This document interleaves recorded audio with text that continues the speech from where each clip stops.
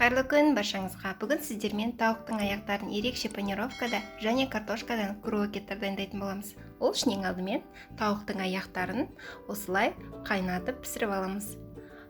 Және де картоптарымызды турап, тұзды суда пісіріп аламыз. Піскен картоптарымызды бірден ыстық күйінде осылай езіп, пюре қылып дайындап аламыз.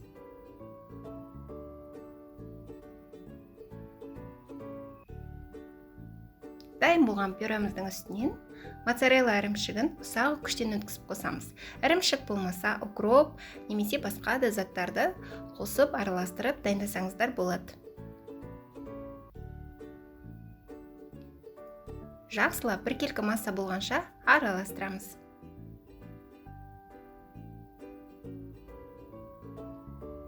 Пюреміз дайын болды.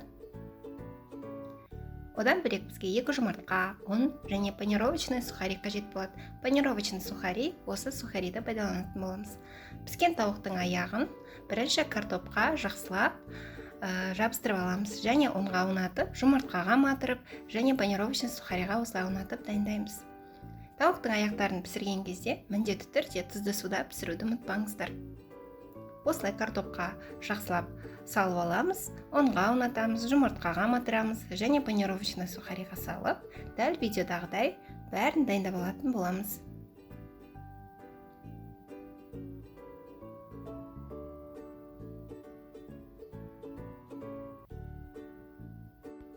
Бәрін дайындап алған соң, табамызға сұйық май құйып қыздырып, тауықтың аяқтарын салып, қуыратын боламыз. Көп қуырмаймыз, себебі бізде бәрі піскен дайын. Сәл осылай екі жағын аудартып, қуырып аламыз.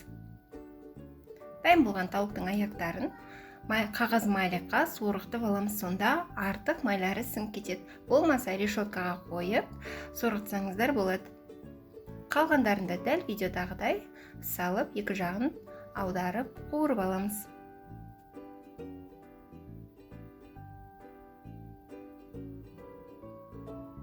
Қалған картопымыздың пюресін осылай дөңгелектеп, ұнға, жұмыртқаға ұнатамыз және панировочный сухариға ұнатып дайындап аламыз.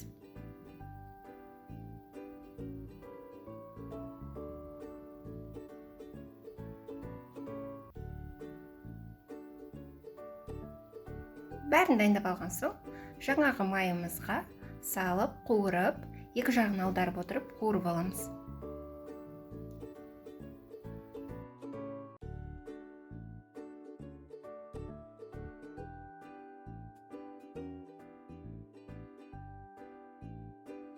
Дайын болған крокеттарымызды осылай сорғытып аламыз.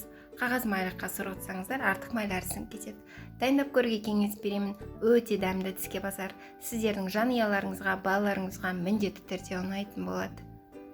Рецепт ұнаса, лүпіл басы пікір жазсаңыздар, өте қуанышты боламын. Жақындарыңызбен бөліссеңіздер болады.